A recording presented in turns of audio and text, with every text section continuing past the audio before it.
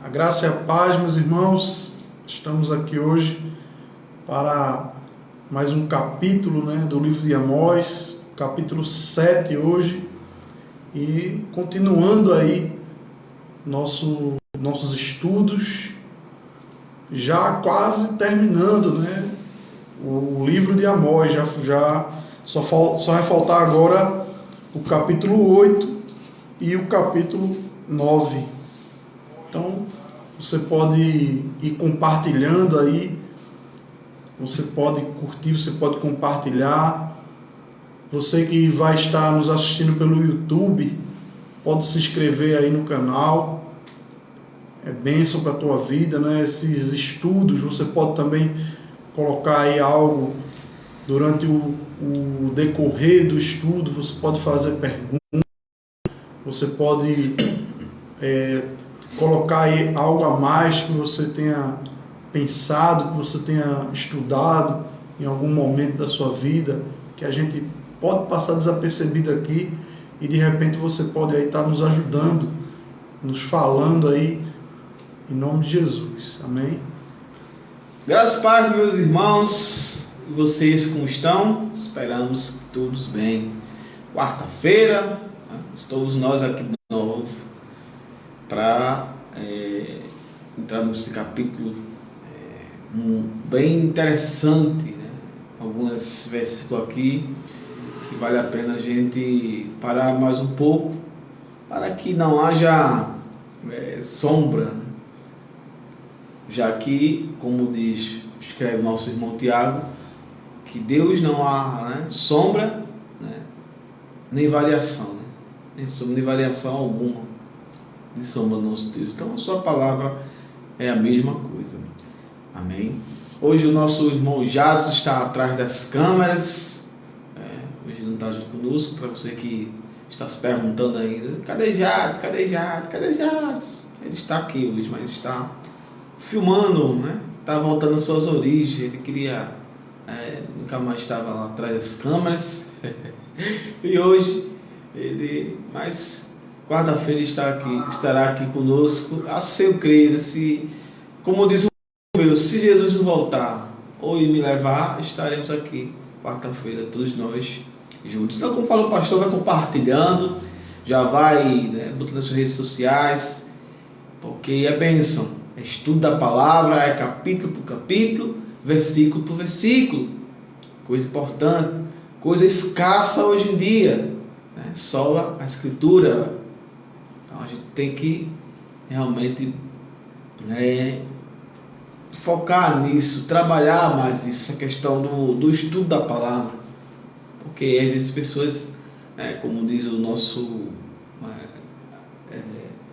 o pastor Marcos, hoje em dia tem muito cristão, muito crente que tem até preguiça de pensar, quer que o líder, que o pastor dele pense por ele, porque é mais fácil ouvir o pastor pregar, ouvir o pastor ensinar, do que ele mesmo acompanhar na Bíblia, Como seria bom, como a gente tem aquele grande exemplo em Atos, dos bereanos, que observava nas escrituras o que Paulo falava.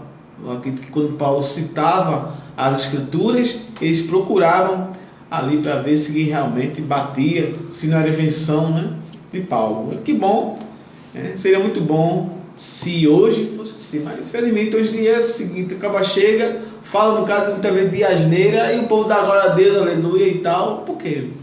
Ou não conhece, não sabe. O cara chega lá e diz: que Deus botou na arca de Moisés, e o povo, é verdade, mas não, o cara falou arca de Moisés. Mas o povo está tão focado no pregador que esquece da pregação, que é mais importante. O pregador, meus irmãos, não é nada. Quem está ensinando aqui, a gente está ensinando, não focaliza naquilo que a gente está falando. Porque temos que seguir aquilo que disse João Batista, que diminua eu para que ele cresça. Hoje está bem diferente. Hoje que diminua Cristo para que eu cresça, O que disse João Batista em relação a Jesus Cristo. E por isso que é tão escasso esse estudo, esse estudo expositivo da palavra do Senhor. Mas então aproveite esse momento. Não deixa que o diabo arrebate isso de você. Pega a tua Bíblia, tua caneta, teu rascunho aí. Como disse o pastor, participa, faz perguntas, coloca aí o seu posicionamento sobre o que a gente está falando. Porque aqui por enquanto a gente está fazendo assim online, mas mais na frente vamos voltar presencial, mas continuar sempre gravando também. A gente vai abrir um espaço de mais debates, né? Como a gente abre, né? A gente vai ampliar mais um pouco isso aí. Então aproveite esse momento, meus irmãos, porque é bênção. A palavra do Senhor é bênção. Então não deixa que seja arrebatada da tua mão. Amém, né? Deixar a paz do Senhor para a irmã Rosicleide, para a minha esposa Fernanda, para a irmã Silvana, já estão aí ligados, os demais que...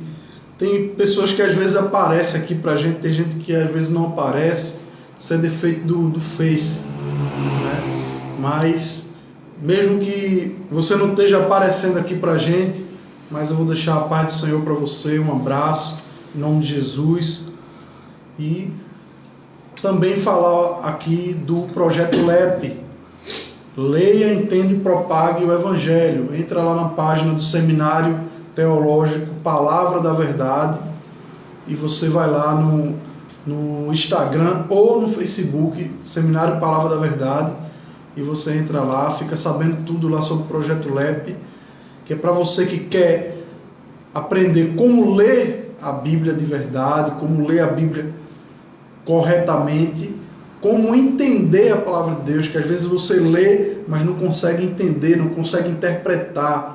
E você vai aprender como interpretar a palavra de Deus e como, seja por meio da pregação ou por meio do evangelismo. Então, é um curso rápido, de 8 a 10 semanas, online. Gente de todo o Brasil tem feito esse curso, já estamos na 3ª turma e você pode participar, amém? Então participe, vai ser nas segundas-feiras à noite, você pode participar conosco, creio que vai ser bênção na tua vida, amém? Ao final do curso você recebe um certificado e tudo no curso é totalmente grátis, a gente não cobra matrícula, não cobra mensalidade, não cobra taxa de nada, é 100% gratuito. Amém? Então vamos orar e para dar início, né, para adentrarmos no capítulo 7 do profeta Amós, né, o profeta da carga pesada, né? Amós significa isso, carga pesada. Então vamos entrar, vamos orar e dar início. Amém? Senhor Deus, obrigado por esse momento, obrigado por essa oportunidade que o Senhor nos dá de ouvir a Tua palavra, de aprendermos em Ti, Senhor. Ilumina, Senhor, quem está o preletor dessa noite, Senhor, Pastor John. Que o Senhor possa estar sempre comigo como sempre está, Senhor.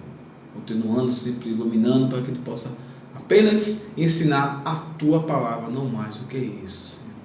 Pedimos também que o Senhor ilumine a mente de quem vai ouvir, Senhor.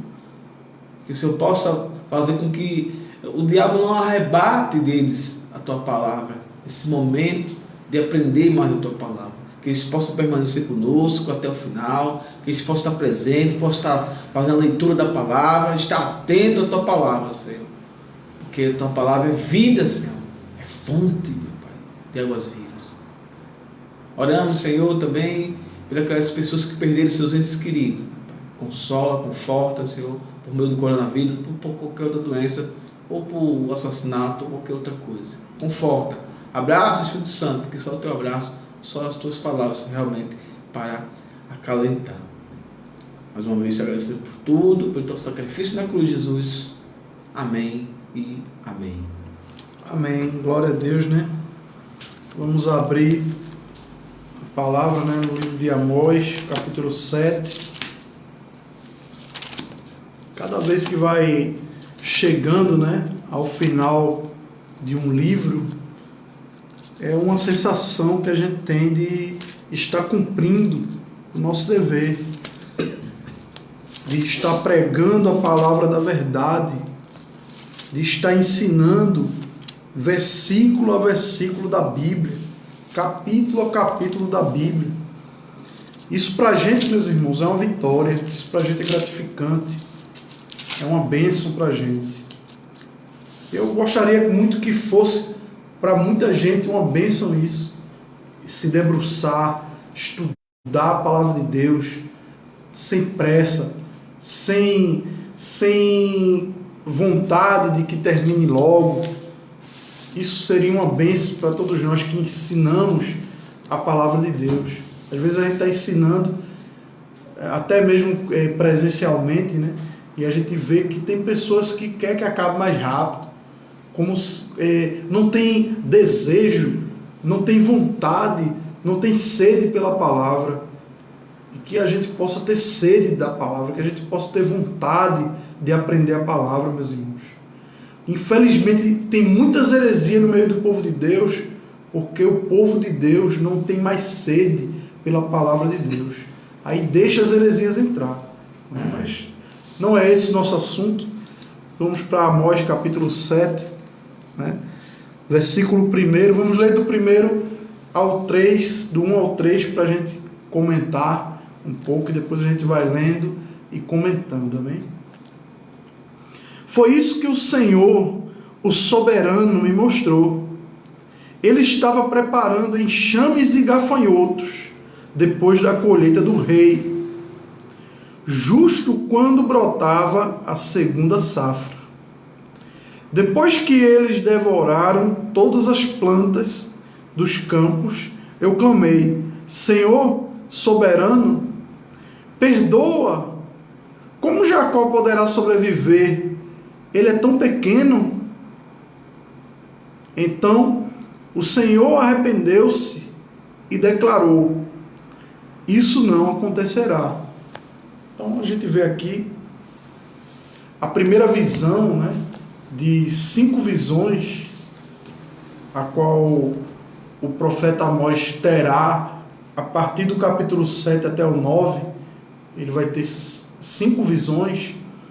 E nesse capítulo 7 ele apresenta para a gente 3 visões. E a primeira dessas 3 visões que a gente vai ver hoje é a visão dos gafanhotos, de uma praga de gafanhotos. Uma praga de gafanhotos que não é incomum para nós. Aqueles que estão nos acompanhando desde o início dos profetas menores, né? De Oséias, Joel, sabe que não era incomum no meio do povo uma praga de gafanhoto. Só que essa praga aqui, a qual Deus mostrou a Amós em visão, provavelmente era uma praga muito pior do que todas as outras. Era um juízo muito grande, porque Amós teve medo por esse juízo e intercedeu a Deus. No versículo 2 ele intercede, ele ora, ele pede pelo povo. Interceder é você não orar por você mesmo, é você orar pelo outro. Interceder é você pedir pelo outro. E Amós é que ele se colocou entre Deus e o povo e intercedeu pelo povo. Naquela primeira visão que Deus mostrou a ele, daqueles gafanhotos, que vinha logo após a colheita do rei, porque na primeira parte da colheita tirava-se a parte do rei e ficava pouco ali para o povo. E logo depois do rei tirar a parte dele, entram os gafanhotos e consomem tudo. E Amós disse: olha, Deus, Jacó não vai sobreviver, Jacó não vai resistir. Jacó está se relacionando à nação de Israel, não vai resistir. O Senhor perdoa, ele pede perdão. Ele entende que aquela praga está vindo para o povo, não é porque Deus era mau, era porque Deus era justo. Porque a praga estava vindo para o povo por causa do pecado do povo. Então ele pede perdão. Ele diz: Senhor, perdoa. Usa de misericórdia. Perdoa. Porque como é que Jacó vai poder sobreviver? Ele é tão pequeno. E aqui a gente vê que a nação de Israel, que se achava muito grande, na verdade ela estava achando algo de si que não era. E Amós aqui ele mostra, e ele pede a Deus e diz: olha, Senhor, Jacó é muito pequeno, Israel é muito pequeno, é uma nação fraca, não vai resistir a essa praga, perdoa. Então, diz aqui a palavra que o Senhor arrependeu-se e declarou: isso não acontecerá. E aqui é algo, se a gente não souber explicar direito, né, e eu vou pedir auxílio aqui ao nosso presbítero, para que ele me ajude nessa fala, porque se a gente não souber explicar direito, quando diz que o Senhor se arrependerá, dá a impressão de que Deus muda de vontade. A variação na vontade de Deus. Dá a impressão que Deus errou, né? Porque quem se arrependeu é porque errou. Aí o cara diz: não, Deus errou quando ia fazer essa praga, aí Amós mostrou a ele que ele estava errado e Deus se arrependeu. Não, não é isso. Deus não errou, Deus não mudou, Deus é o mesmo. Agora, Deus estabeleceu algo que é a intercessão. E a palavra arrepender-se aqui, a gente tem que entender que o hebraico ele é muito profundo. Quando a gente vai para o hebraico, essa palavra aqui tem vários significados. Tem o significado de ter compaixão, de pesar, tem o significado de mudança, tem vários significados. E algo que Deus estabeleceu é a oração. E quando Deus ouve a oração, esse arrepender-se é no sentido de que ele mudou aquilo que ele ia fazer.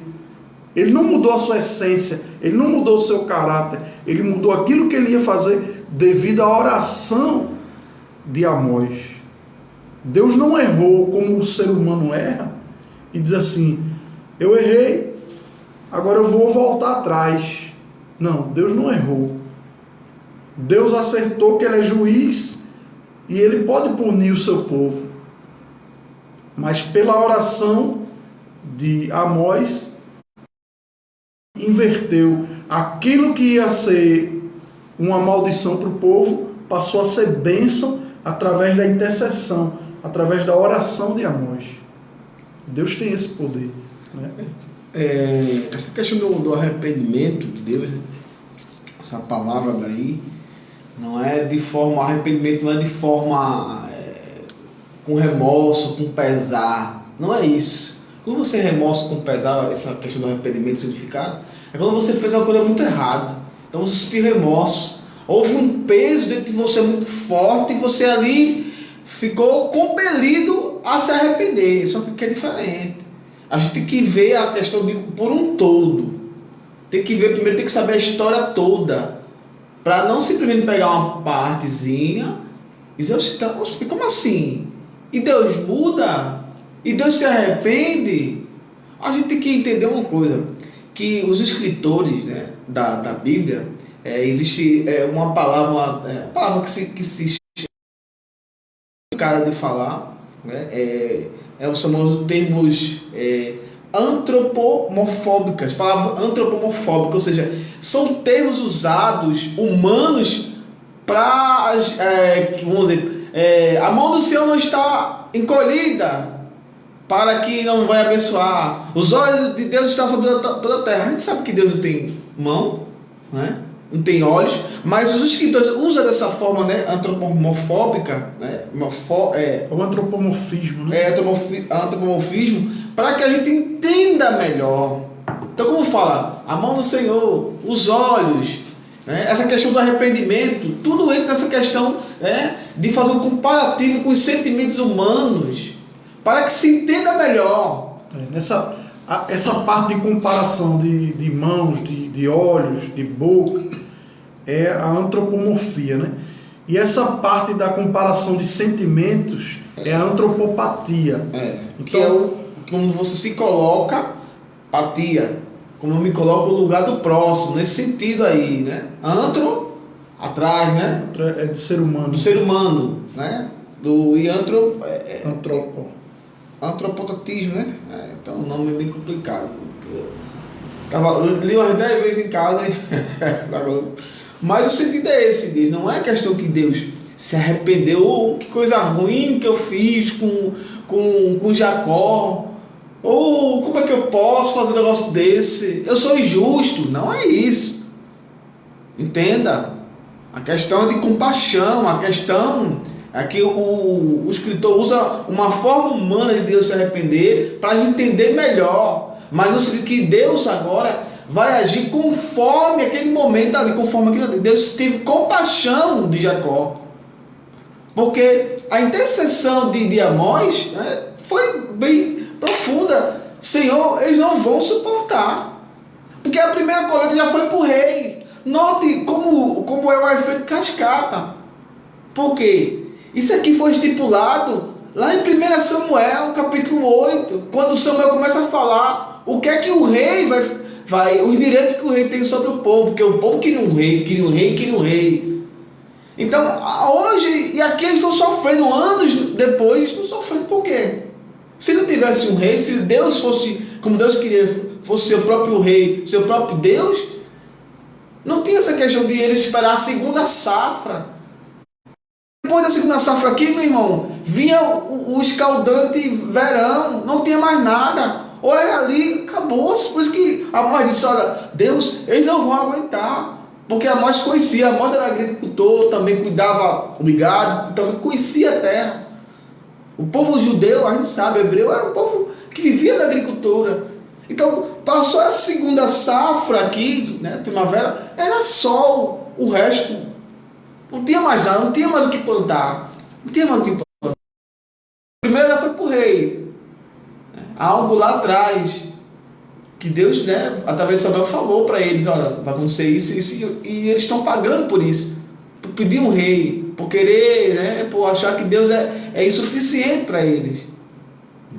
Porque lá em 1 Reis, no capítulo 4, a gente nota que Salomão, ele tinha 12 prefeitos, né, que sustentava todo o reinado de Salomão, ali, todos que viviam no palácio, né, e nas suas redondezas ali do palácio, que não era pouca gente, tinha os cavalos, tinha os soldados.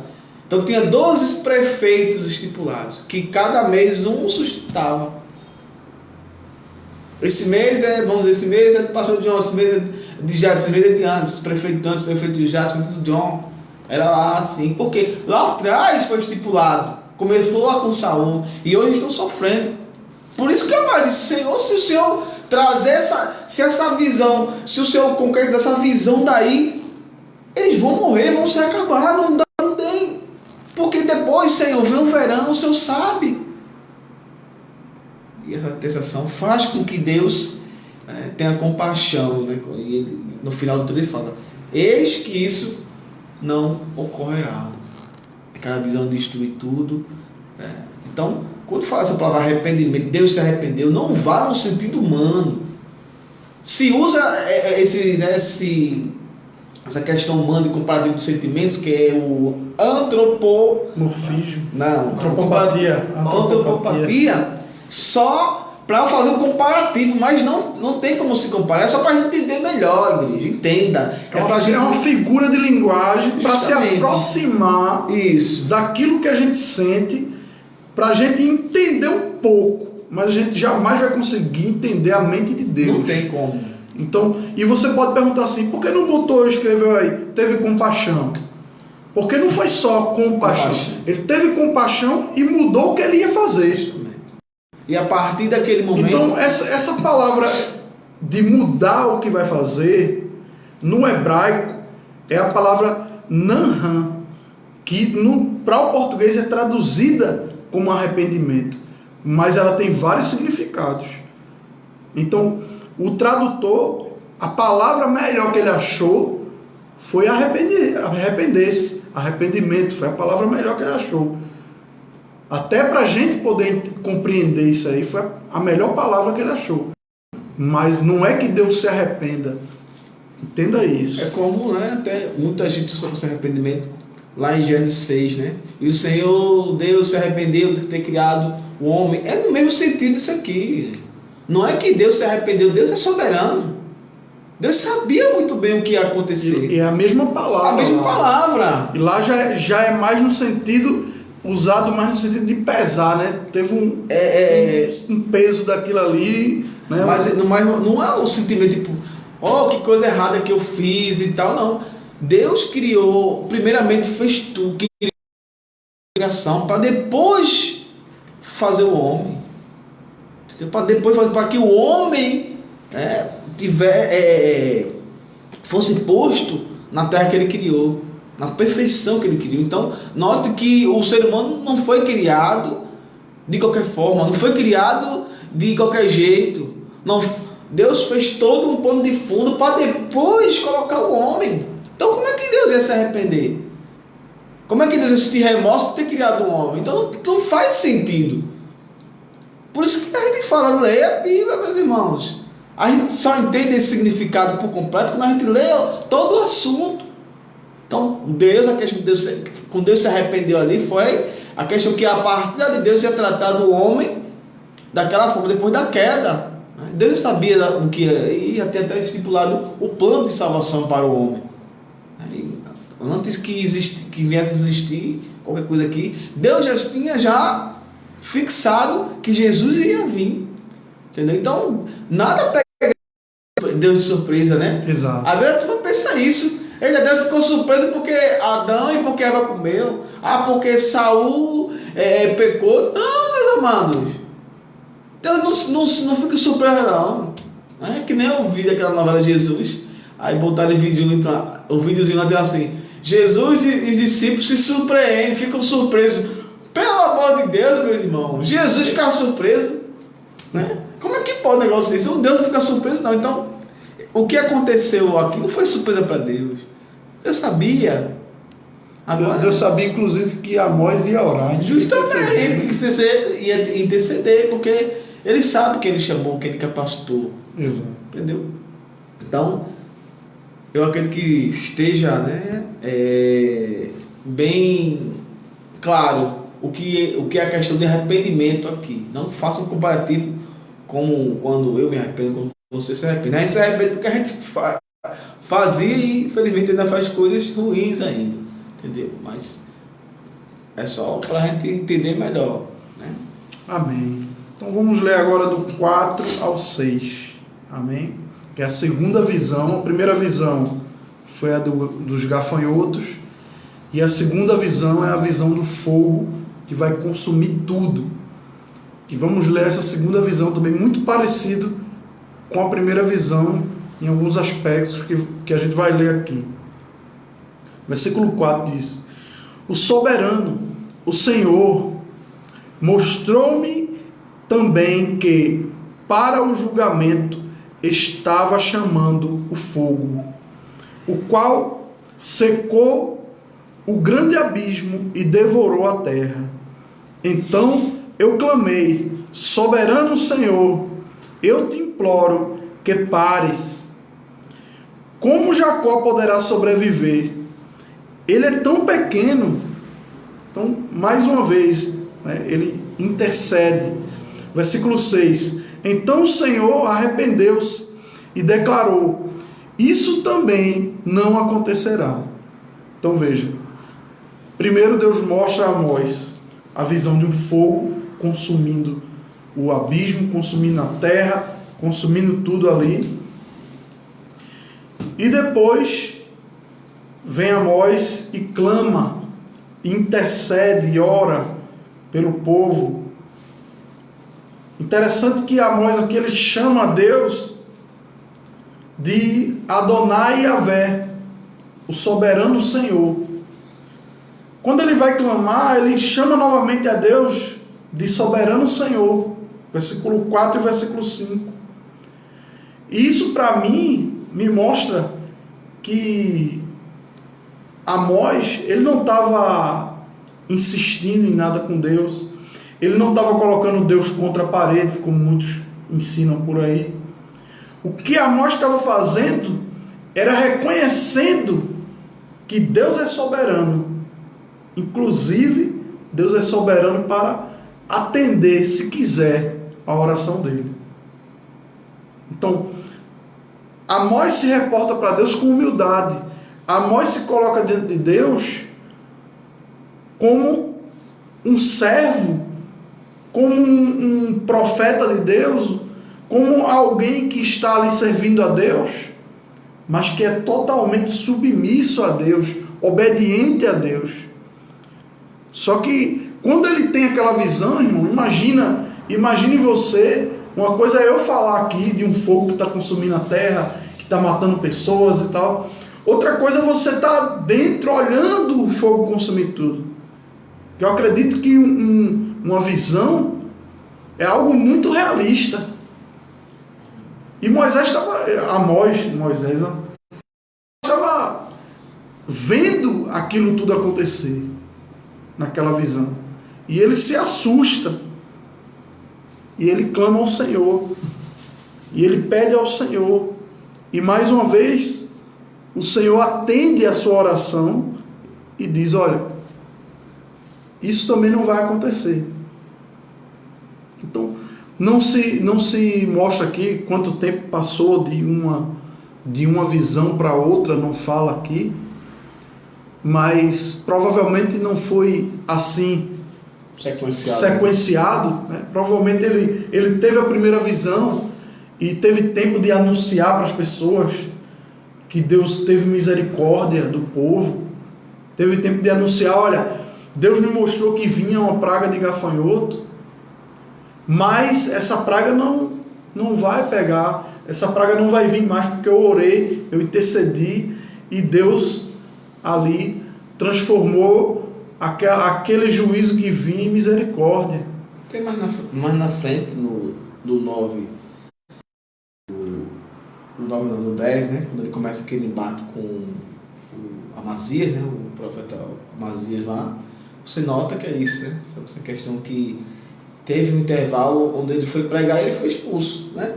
Então a gente nota que houve um intervalo porque Deus sempre dava essa oportunidade, né?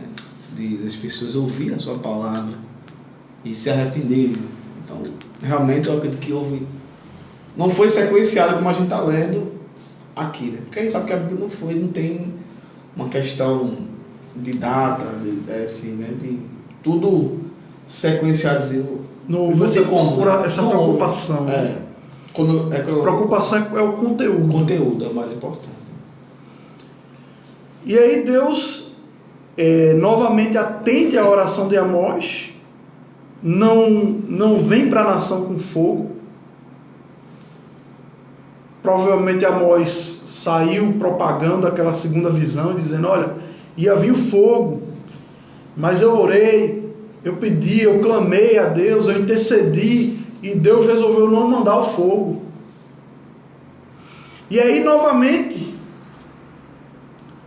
vem a terceira visão de Amós, que é a visão do prumo, que vamos ler do versículo 7 ao 9. Versículo 7 diz assim: ele isto, o Senhor estava junto ao muro construído no rigor do prumo. E o Senhor me perguntou: o que você está vendo, Amós?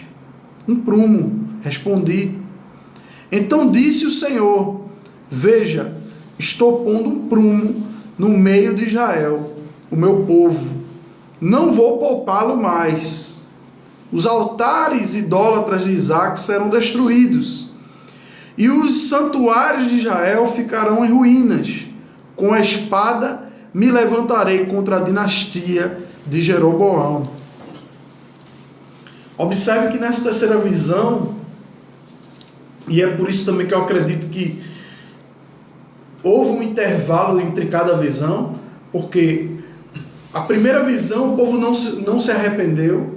Deus mostrou a segunda visão, o povo não se arrependeu, e Deus poupou o povo da primeira e da segunda visão por causa da intercessão de Amós.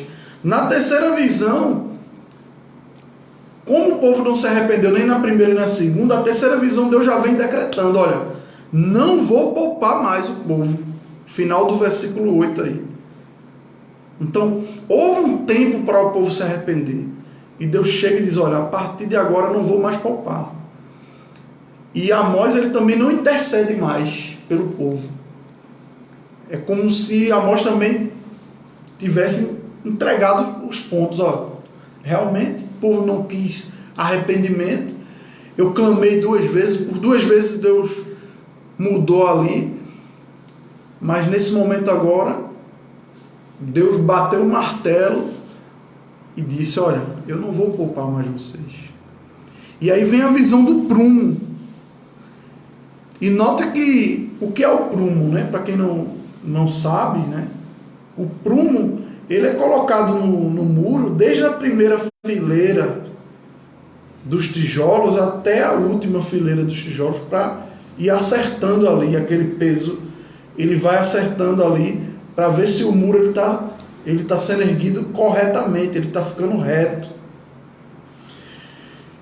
E note que esse muro que Deus mostra, ele foi construído a partir de um prumo. Ele foi construído no prumo. Você vê aqui no versículo 7 que ele diz assim: estava junto, Deus estava segurando um prumo na mão, e estava junto a um muro construído no rigor do prumo. O muro tinha sido construído num prumo. O que me vem à mente é que o prumo que esse muro tinha sido construído não era o prumo de Deus. Não era a regra de Deus. Tinha ali alguma regra, tinha ali alguma coisa ali rígida ali, tinha alguma coisa correta ali, mas não era a forma de Deus, não era a correção de Deus, não era o prumo de Deus, não era o jeito de Deus. O povo tinha o seu próprio jeito e estavam andando de acordo com a sua própria vontade, de acordo com o seu próprio jeito, e achando que aquilo estava correto, achando que aquilo estava certo. Mas Deus chega lá, embora o muro, como ele diz aqui, o muro tenha sido construído a prumo, o seu prumo. O muro tem sido construído, então Deus chega com... O prumo é como um exemplo, né? Você vai, um pedreiro aí, vai numa casa de uma pessoa, eu quero que faça isso aqui, acho que essa parede está bem trouxa, alguma coisa, né? Então ele vai lá com um prumozinho e... fazendo um teste, né? Teste, ele faz assim, eita, realmente tá trouxa mesmo, tem que fazer assim, tem que derrubar, tal. Então, é o que Deus estava fazendo com o prumo dele, né? E Deus fala, né, no versículo 7, medidas sobre o prumo de medidas exatas. Ou seja, as medidas não estavam exatas lá com o povo de Israel. Como o pastor falou, existia um muro, né? Um muro aqui simbólico, religioso. Era um muro de uma religiosidade falsa aqui. Tanto é que no versículo 9 ele fala que vai derrubar os altares. Então tudo vai se encaixando. Então existia um muro de uma falsa religião.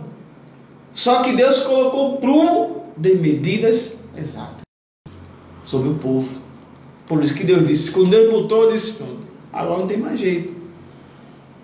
Não vou mais retirar o juízo, né? Se concretando com o que diz no capítulo anterior que a gente leu semana passada, no 6:8. Deus jurou por ele mesmo, declara, que ia realmente trazer o juízo sobre. Ou seja, Deus colocou o prumo. Deus, né, agora chegou para dizer, eu mesmo vou ver como é que está essa casa. Ele viu que está tudo errado. E ele é oleiro, não é? Ele é oleiro. Destrói, né, derruba, faz conforme ele quer. E foi praticamente isso que ele estava falando aqui, mostrando para Amós, né?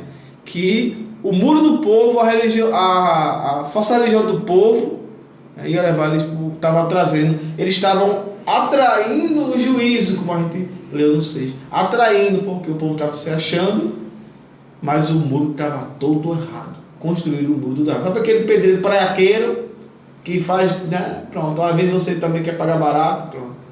O que aconteceu com o povo de Israel? O muro, quando está torto, né, ele tende a cair. Cair, ficar balançando, né? E vai cair. E o pedreiro bom, quando ele chega numa Ele vê logo, construção, só de olho ele vê logo. e ele vê que o muro está torto, ele derruba e ele faz de novo. A melhor coisa é que deixa fazer o quê, né? Com o povo, vai fazer com o povo. Interessante que, né, a história mostra que o povo de Israel, após o exílio, quando retornou do exílio, acabou esses altares, essa idolatria, né? No retorno do exílio, esses altares foram derrubados. Então era necessário que realmente acontecesse isso. Aqui a gente vê, né, e essas profecias aqui, se você ler o livro de 1 Reis, 2 Reis, você vai ver que essas profecias aconteceram. Ele diz aqui, a dinastia, né, que vai vir com a espada sobre a dinastia de Jeroboão, que era o Jeroboão II, né? E Jeroboão II, ele não morreu à espada, mas a dinastia dele, ou seja, a descendência dele, os filhos dele, morreram à espada. O caso foi Jeú. Então, você observa que essas profecias de Amós, todas elas se cumpriram. Talvez alguém, quando Amós chegou dizendo lá, olha, ia vir um fogo, mas eu orei para não vir. Talvez alguém disse assim, isso é um profeta de Araca, está dizendo uma coisa, como é que eu vou comprovar a palavra de uma coisa que não vai acontecer? Que o próprio profeta está dizendo que não vai acontecer. Olha, eu ia vir um fogo, eu orei, o fogo não vai vir mais. Como é que eu vou comprovar a palavra desse profeta? Mas, meus irmãos, quando ele profetiza que o que vai acontecer, e quando o povo não estava dando ouvidos à intercessão de Amós, não estava dando ouvidos à misericórdia de Deus, ao tempo que Deus deu a mais a eles, então veio essa terceira visão, essa terceira profecia, e Deus disse aqui, olha, não vou mais poupar esse povo. Aí Amós, provavelmente, né, ele vai propagando essas profecias, essas visões, e começa as pessoas a acreditarem, umas a acreditar, outras a desdenhar, e começa aquele tumulto na cidade. E aí os poderosos começam a olhar para Amós de uma forma, esse camarada aí pode trazer problema para o rei. Como estava trazendo. E aí entra o Amazias, que era um sumo sacerdote, não da linhagem de Levi, mas era um sumo sacerdote colocado pelo rei, sacerdote naquele lugar. E entra esse sacerdote chamado Amazias e começa a incitar o rei, no versículo 10, contra Amós. No versículo 10 ele diz assim: então o sacerdote de Betel enviou esta mensagem a Jeroboão, rei de Israel: Amós está tramando uma conspiração no centro de Israel. A nação não suportará as suas palavras. Veja como ele se reporta ao rei. De uma maneira ardilosa e de uma maneira mentirosa e cruel. Porque ele diz, olha, o povo não vai suportar. Esse Amós está conspirando contra você. Ele não estava conspirando, ele estava profetizando nas praças, nas ruas. Quem conspira, conspira em secreto. Conspira de noite. Eu estou falando, é conspiração, né?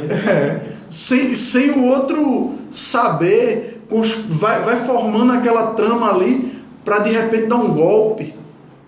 Quem conspira não conspira como Amós estava nas praças, nos lugares, falando abertamente para as pessoas.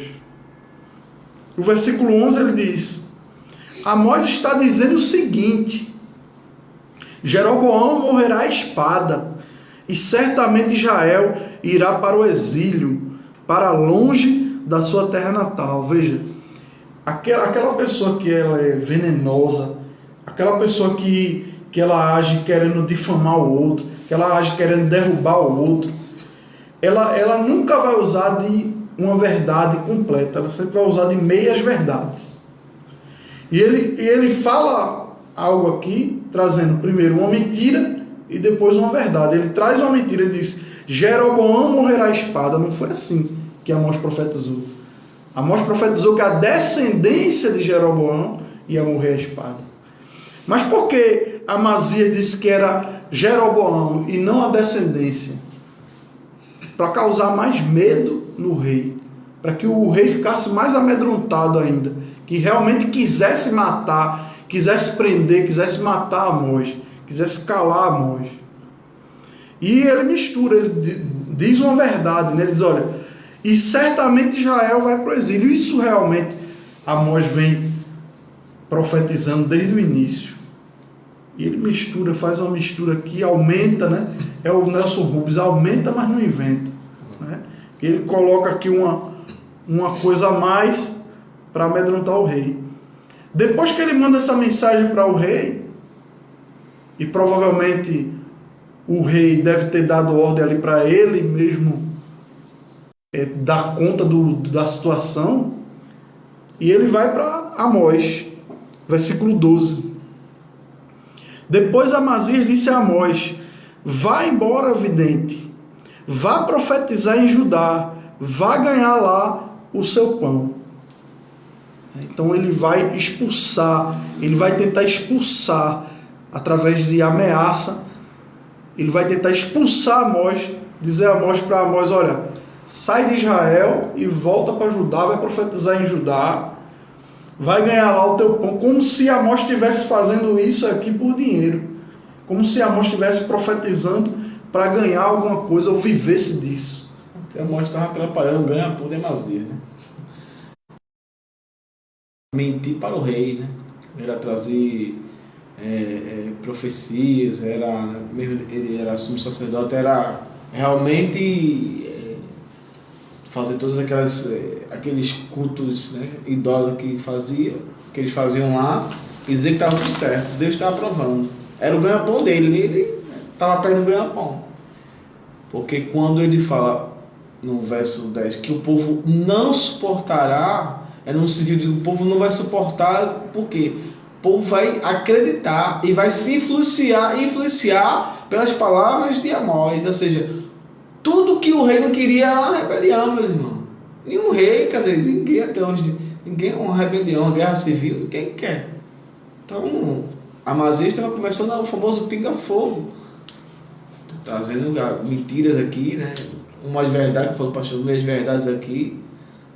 Uma parte verdade e a outra ele acrescentou algumas coisas. Então, aí aqui ele, né, no 12, né, vai para lá, vai para ajudar, vai profetizar contra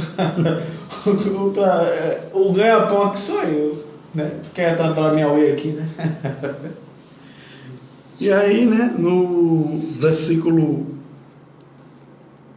13, Amós ele começa ali do 13 em diante a responder a Amazias. Ele não se intimidou com a ameaça, ele não se intimidou com ele lhe enxotando de Israel.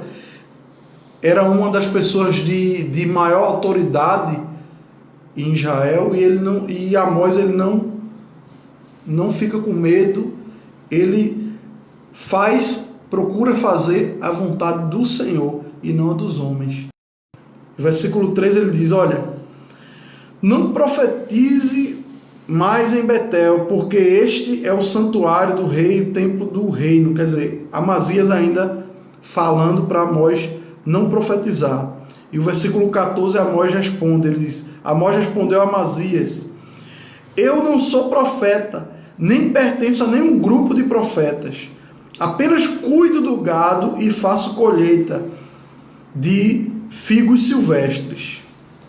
Mas o Senhor me tirou do serviço junto ao rebanho e me disse: vá a Israel, o meu povo.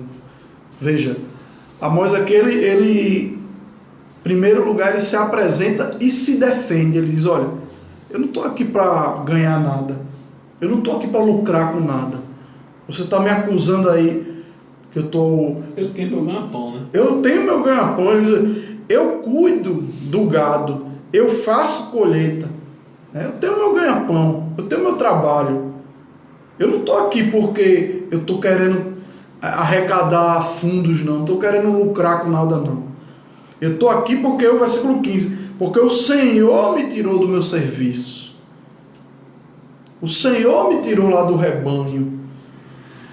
E o Senhor me mandou, me disse: vá, profetize a Israel, meu povo. Eu estou aqui pela minha vontade. Pela minha vontade eu estava lá cuidando do meu gado, cuidando das ovelhas, pegando meus figos. Tranquilo, de boa. Eu não estou aqui fazendo minha vontade, não. Eu estou fazendo a vontade de Deus. Eu vim aqui porque Deus mandou. Você acredite ou não. E o versículo 16 ele diz: agora ouça então a palavra do Senhor.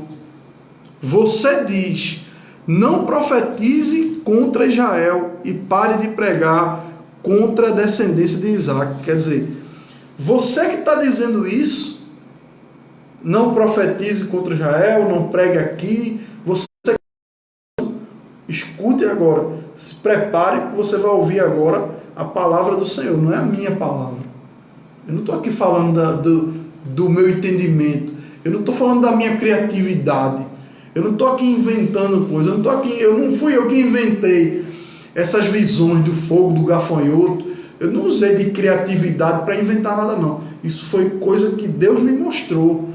E agora você vai ouvir a palavra do Senhor. E aí no versículo 17, né, que é o nosso último versículo de hoje, Amós ele profetiza contra Amazias, contra a família de Amazias, e profetiza novamente contra Israel. Ele diz: mas o Senhor lhe diz: sua mulher se tornará uma prostituta na cidade, e os seus filhos e filhas morrerão à espada. Suas terras serão loteadas, e você mesmo morrerá numa terra. E Israel certamente irá para o exílio, para longe da sua terra natal. Então, a profecia contra Amazias, aquele que queria calar o profeta de Deus, aquele que queria calar a palavra de Deus que estava circulando naquele lugar, aquele que queria abafar as profecias de Deus, a profecia contra ele foi muito pesada. Tua mulher se tornará prostituta, teus filhos morrerão à espada, tua terra será loteada, que era algo que também eram as coisas que eles tinham mais valor, era a família e a terra.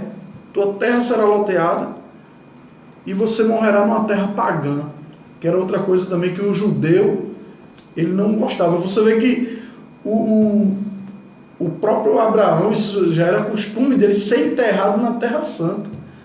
O próprio Abraão, ele compra o lote ali para morrer e ser enterrado na Terra Santa ali com sua família. Todo mundo num lugar só, né? O José, ele manda que o povo saísse do Egito com seus ossos para... Não me deixa aqui não. Não me deixa aqui não. Leve meus ossos daqui. Eu sei que a gente vai sair daqui um dia, mas me leva. Então isso para eles era uma coisa terrível. Ser enterrado numa terra pagã, longe da sua terra santa, longe da Canaã. E o que eles mais temiam aconteceu, né? Que Deus espalhou, né, os judeus pelo mundo inteiro. Pelo orgulho deles, pela idolatria. Então, foi o que aconteceu. E aqui é uma profecia bem mais direta ao próprio Amazias, né? Tu quer... Agora tu vai ouvir, né? A palavra agora.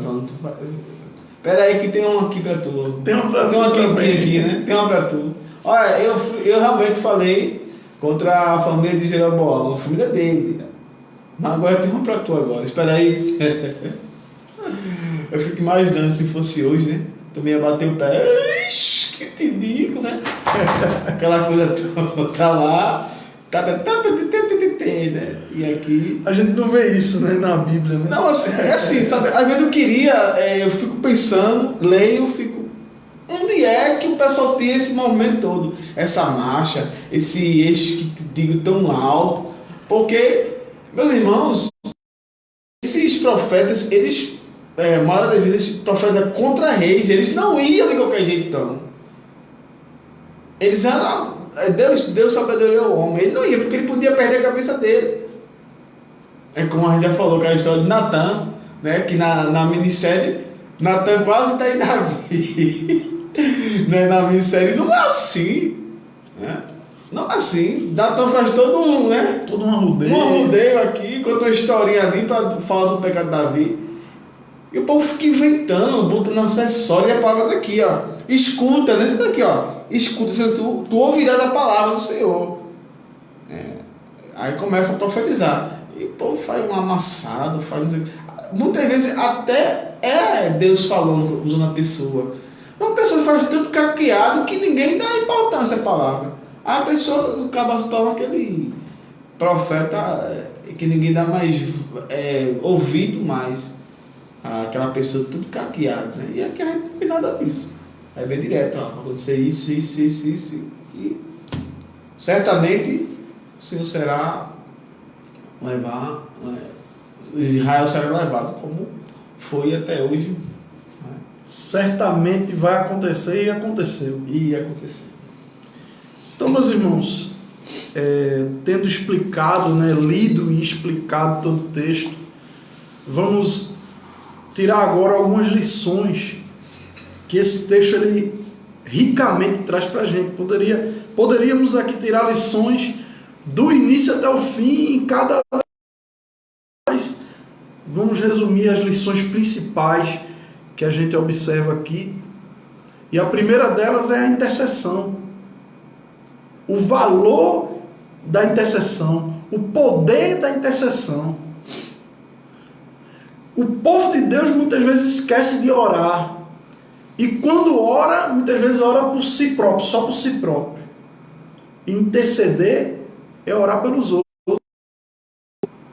Amós orou pelos outros, intercedeu. Então, vamos orar uns pelos outros. A Bíblia nos ensina a orar uns pelos outros. Muitas coisas podem estar acontecendo nas nossas vidas por falta de intercessão, por falta de oração. Porque antes não orou por mim, e eu não orei por antes. Muitas coisas podem estar acontecendo. A gente vê no versículo 1 até o 3 ali dos gafanhotos, a qual Amós intercedeu e Deus ali mudou aquilo que ia acontecer. A gente vê do versículo 4 até o versículo 6 a visão do fogo, a qual Amós ali orou e Deus transformou aquela situação.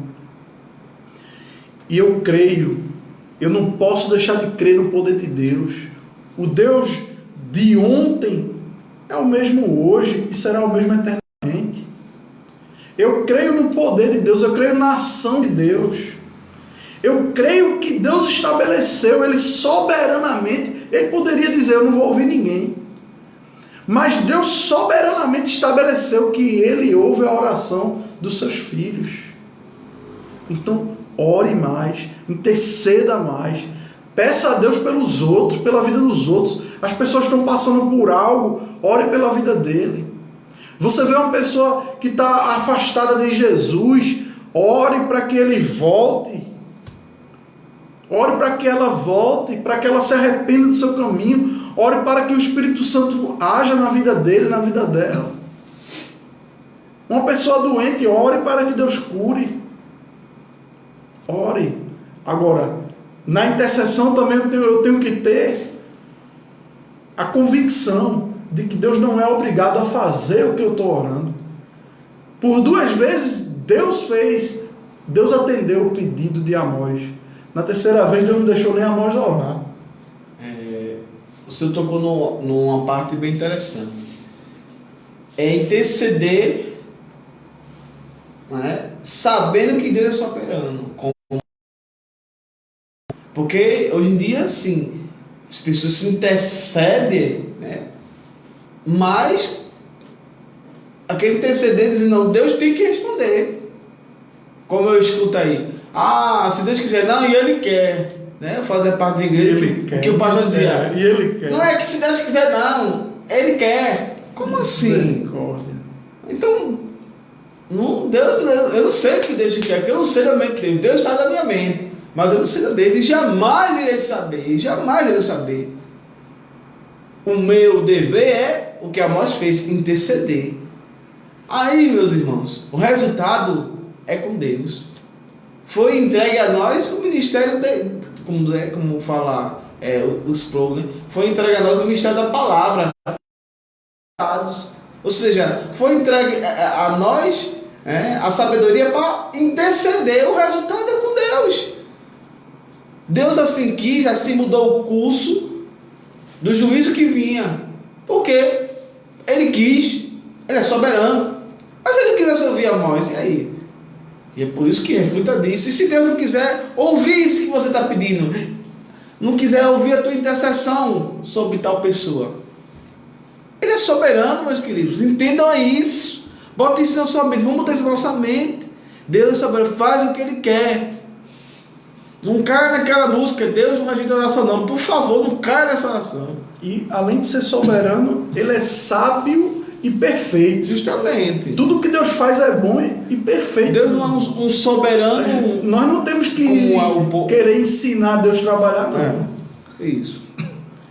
A segunda aplicação é que a direção certa é a direção de Deus. Isso daqui, do versículo 7 até o 9, da visão do prumo. O prumo é o que dá a direção ao muro. E o povo tinha usado um prumo naquele muro ali. Só que eles não tinham usado o prumo de Deus.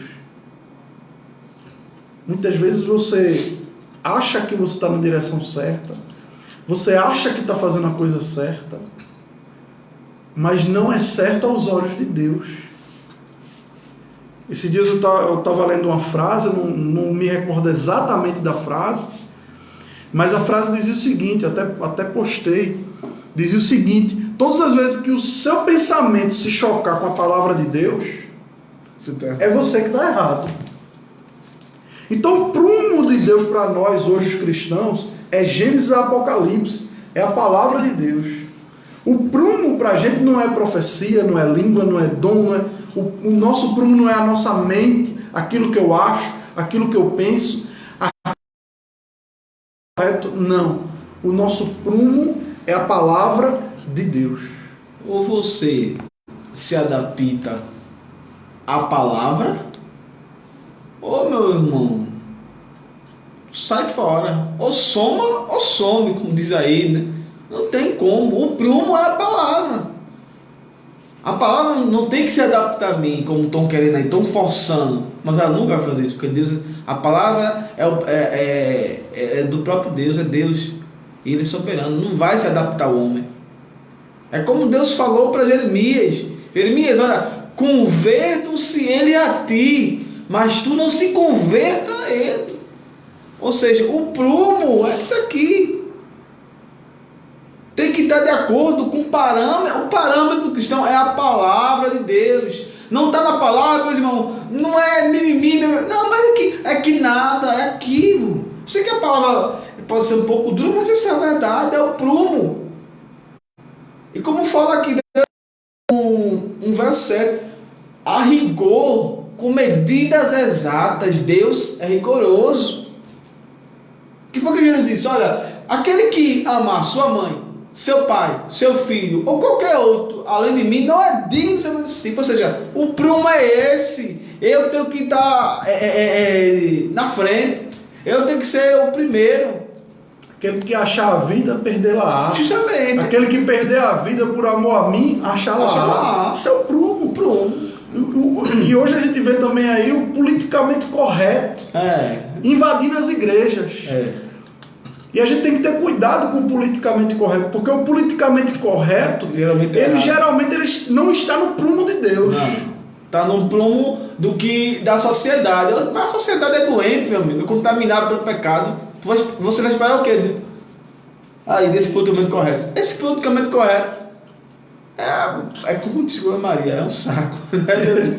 Glória Maria. Ok, não dá, meu irmão. Hoje tem muito crente querendo se aprumar na sua vida pelo que um livro às vezes eu vejo aí gente postando às vezes vídeos, né, de alguns filósofos que a gente conhece aí, né, que os camaradas são ateus, cara. Os camaradas falam, metem o pau no cristão, e eu vejo cristão compartilhar o vídeo dele. Meu irmão, o teu prumo é a palavra, cara. Mas foi coerente o que ele falou. Há caminhos para o homem que parece ser perfeito. Parece ser muito bom o que aquele filósofo falando, o que aquele camarada está falando, o que a está falando. Parece muito interessante. Mas aí eu faço o que eu faço? Faço aqui, ó. Pego o prumozinho, ó, a palavra. Até tava passando assim no Facebook, tinha uma pessoa que postou um negócio do filósofo lá. E justamente aconteceu isso, né? O que o camarada estava falando tinha até uma lógica. Mas quando você passa o prumo, quando você peneira na palavra de Deus... Eu vi isso também. Viu também? O prumo não passou, não. O prumo não passou. Mas você rejeita, meu irmão. Nem tudo que é lógico é bíblico. Cuidado. Outra coisa que a gente observa aqui nesse capítulo, que o que importa não é o título, é o chamado. No versículo 14 e 15... quando Amós ele se defende ali de Amazias, ele diz, olha, eu não sou dos profetas, eu não sou eu não fiz escola de profeta, eu não sou da família de ninguém de profeta, eu sou um criador de gado, eu cuido do gado, eu cuido das ovelhas, eu sou boiadeiro, eu colho as coisas aí, mas o Senhor me tirou do meu serviço e me chamou. Então, muitas vezes as pessoas têm título, né? Como Amazias aqui tinha um título de sacerdote, de sumo sacerdote. O rei Jeroboão tinha um título, né, de rei, né? Mas essas pessoas que tinham esse título não eram ouvidas pelo Senhor. Não eram pessoas a qual Deus falava. Quando Salomão era rei, Deus falava com Salomão. Quando Davi era rei, Deus falava com Davi. Então, a questão não é título.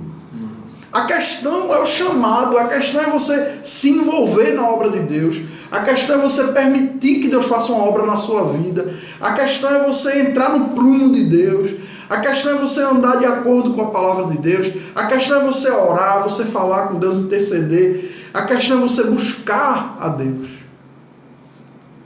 O título, muita gente está atrás de título hoje em dia.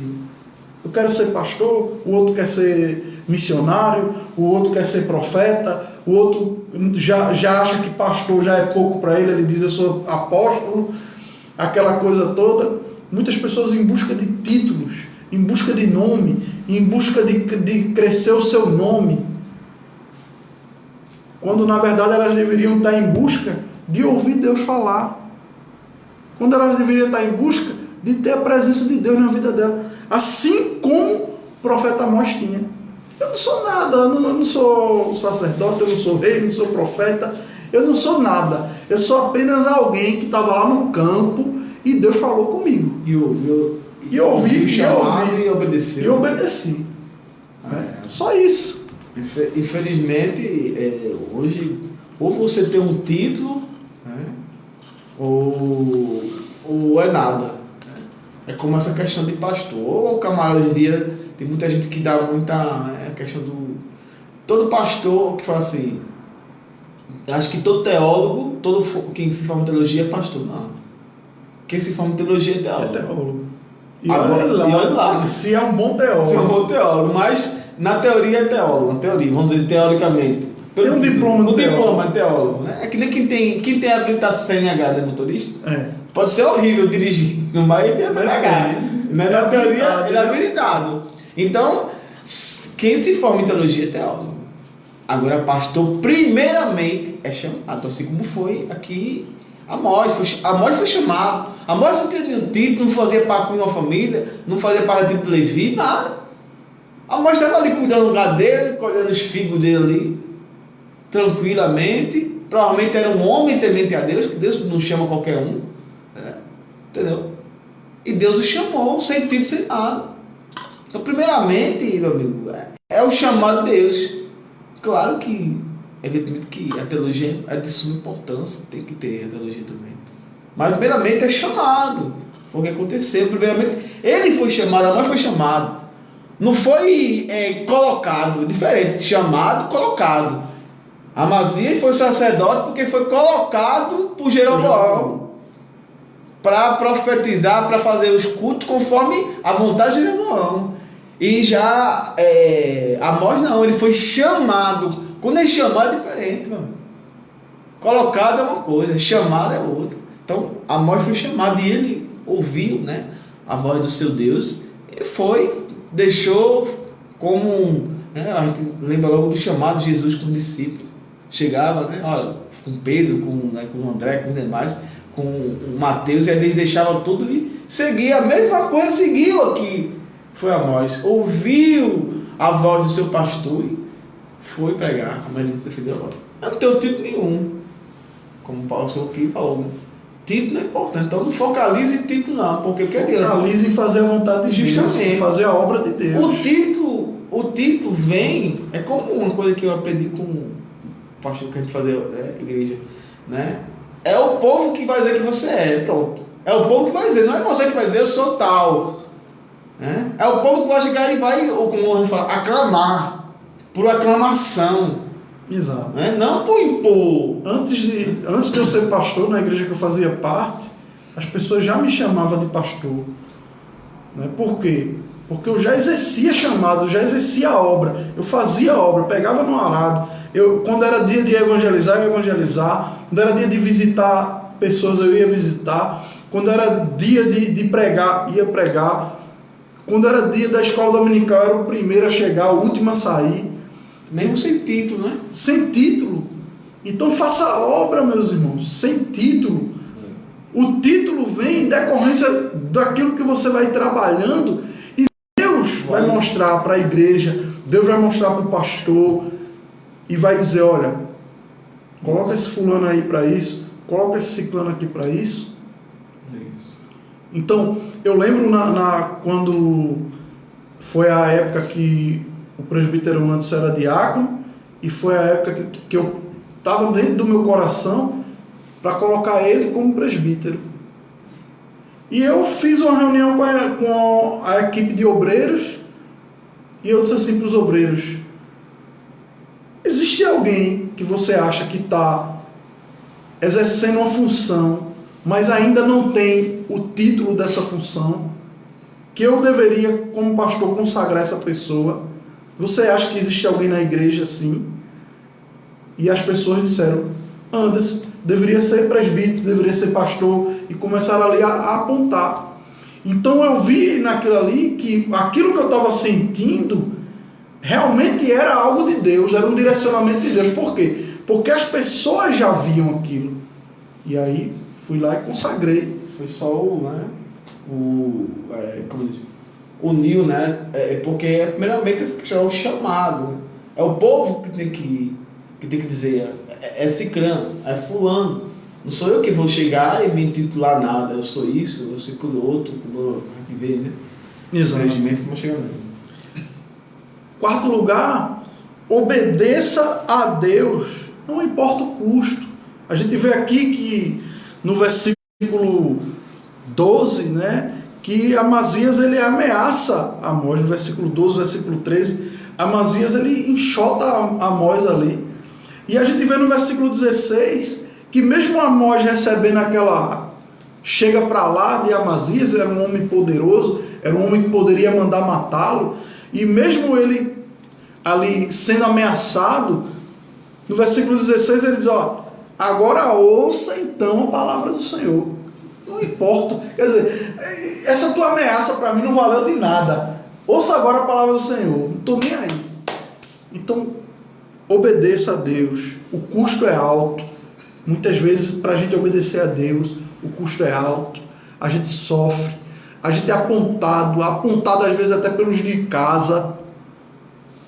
É muito complicado servir a Deus com verdade. Quem serve a Deus de verdade, quem realmente está fazendo a vontade de Deus, a obra de Deus, mas continue fazendo a vontade de Deus. Não tem como não fazer um comparativo com o livro de Atos. Acho que capítulo 3 ou é 4, né? 4, né?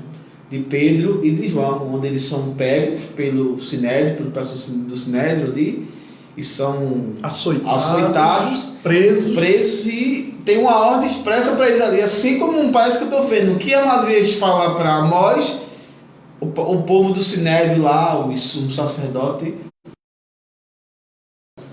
para que eles não pregassem mais sobre Jesus, sobre essa ressurreição. É a mesma coisa que a gente vê aqui. O que é que ele fala? Mais vale obedecer, né, a Deus do que a homens. E aqui é o que Amós faz. Olha, eu estava me expulsando, né? Provavelmente ameaçando também. Mas escuta aí. Por que ele falou isso? Ele poderia muito bem pegar aí, ó. Amós, mas não. Ele obedeceu a palavra. Não, o Senhor falou comigo para eu trazer uma profecia contra você, então eu vou falar. Independente do que aconteça, se é Deus que está mandando, ele se responsabiliza. Então, irmão, Deus se responsabiliza pelos seus, ele se responsabiliza. Então, vamos obedecer a palavra do Senhor, que é mais importante do que obedecer a homens, do que a homens. O teu familiar que você quer agradar, o teu amigo, o teu chefe, não vai te salvar, não. Quem vai te salvar é Jesus Cristo, e é Ele que nós devemos obediência. Exato. E por último, a palavra de Deus se cumprirá. Versículo 17, no final do versículo 17, quando ele termina a profecia contra Amazias, e ele vai profetizar para Israel. Israel certamente irá para o exílio, para longe da sua terra. Esse certamente, para mim, Deus falou no meu coração muito forte essa palavra. Certamente vai acontecer. Quer dizer, ele aqui, ele confirmou, olha, você disse ao rei Jeroboão lá uma mentira, que eu disse que ele ia morrer à espada. Isso é mentira, isso aí não vai acontecer. Agora, outra coisa que você disse que era verdade, que o povo ia para o exílio, isso daí certamente vai acontecer. E eu quero dizer para você, meu irmão, minha irmã que está assistindo, que não caia no conto do inimigo de achar que está demorando muito a volta de Cristo, de achar que a volta de Cristo é uma coisa do imaginário, de achar que a volta de Cristo é só algo ali figurativo e tal, não caia nessa. Certamente Jesus voltará, certamente a palavra de Deus se cumprirá, certamente essa palavra aqui, ela se cumprirá. Você servindo a Deus ou não, você querendo ou não, você orando ou não, tudo que está escrito aqui vai acontecer. Então, meus irmãos, você possa pegar o prumo de Deus, sabendo que o prumo de Deus é a palavra dele, e que você possa se alinhando e se acertando por esse prumo, e que você possa cada dia entregar a sua vida para Jesus, porque essa palavra se cumprirá. Certamente Jesus voltará, certamente essa palavra se cumprirá. Então, meus irmãos, essa palavra que Amós falou se cumpriu. O povo foi para o exílio, passaram 70 anos no cativeiro. Tudo que Amós falou se cumpriu. Tudo que os outros profetas falaram se cumpriram. E por que você o João falou no livro de Apocalipse não vai se cumprir? E por que você acha que o que Jesus falou em Mateus 24, Mateus 25, por que você acha que não vai se cumprir? Certamente se cumprirá. Certamente essa palavra se cumprirá. E essa é a nossa esperança. É essa certeza. Para aqueles que não têm, que têm dúvida, está tremendo. Mas para quem tem certeza da sua salvação, certeza que o prumo do Senhor está na sua vida, não estou falando de perfeição não, porque Paulo fala em Filipenses capítulo 6 que aquele que começou a boa obra irá aperfeiçoar, que é o Espírito Santo. Deus está construindo. Justamente. Com o prumo dele. Com o prumo dele. Então foi começando a boa obra pelo Espírito Santo, com o prumo de Deus ali, o Espírito Santo colocou. E ele vai aperfeiçoar. Ele vai aperfeiçoar. Então tem esperança nisso. E reflita qual é o prumo que está na sua vida. Se é o prumo de Deus, se é a palavra, ou se é o prumo do que politicamente correto, do que você acha. Para que você não escute de Jesus Cristo: apartai-vos de mim, vós que praticai iniquidades. Então, vós que praticai, não que praticou. Ou seja, aquele pessoal que chegou ali se achando, ele praticava, ou seja, não havia conversão. O prumo era outro, era o prumo da falsa religião, era o prumo do eu acho que é isso. E deu no que deu. Então, certamente, isso é uma palavra de esperança, uma palavra cristocêntrica aí. O próprio Cristo dizendo: eu vou para preparar a morada e volto, certamente acontecerá. Se alegrem, vamos nos alegrar, meus irmãos. Jesus Cristo está voltando. Isso aqui tudo vai ser lançado fora, destruído. Todo o nosso dor, lágrima, tudo irá ser cessado. Que você viva nessa esperança, meu. Muita gente tem expectativa de melhorar de vida nessa vida. Não é pecado você trabalhar, não é pecado você estudar, não é pecado você querer viver uma vida mais tranquila, ter um conforto, ter algo melhor na sua vida. Não é pecado, não. O pecado é você esperar só nessa vida. O pecado é você querer só nessa vida, ou muitas vezes porque não está melhorando, porque as coisas não estão acontecendo, e você fica só olhando para essa vida, e você se entristece, e você quer jogar tudo para o alto, e você quer jogar a tua fé para o alto, porque você não entendeu que a tua fé não é para essa vida, a tua fé é para o que está por vir. Então entenda e tenha essa esperança. A esperança é na eternidade, e a minha eternidade eu quero passar com Deus. Eu não sei você, mas eu quero passar minha eternidade com Deus. Amém, meus irmãos?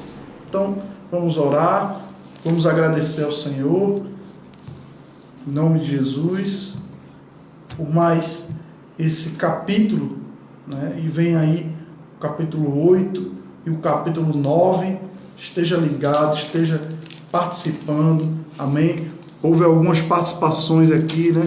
De Isabelle, de Silvana, da minha esposa, né? Cássia, Fernanda, a irmã Silvana deu aqui, glória a Deus, estudo abençoado. Então, em nome de Jesus, né? Continue participando, continue assistindo. Eu sei, eu tenho certeza, se Deus falou comigo, falou com Anderson, com certeza falou com você. A palavra dele falou. E ele fala através da sua palavra. Então que nós possamos, em nome de Jesus, ter amor à palavra de Deus e andar por ela. Amém? Vamos orar. Pai, em nome de Jesus, eu te agradeço por esse estudo de hoje. Abençoa, Pai, as vidas que ouviram, as vidas que ainda vão ouvir. Ó Pai, que cada um de nós possamos colocar a nossa vida no Teu prumo, possamos andar em retidão, possamos, Senhor, em nome de Jesus, andar fazendo a Tua vontade, independente, Senhor, do custo que isso vai ter para nós, que possamos fazer a Tua vontade, Senhor. Abençoa, Pai, em nome de Jesus, nos dá força, nos dá coragem, e que possamos andar e viver aguardando a volta do Teu Filho amado Jesus Cristo. Obrigado por tudo, Senhor. Que o amor de Deus, a graça do nosso Senhor e Salvador Jesus Cristo, a comunhão e as divinas consolações do Espírito Santo seja sobre a tua vida, sobre a tua família, desde agora e para todo sempre. Amém. Amém.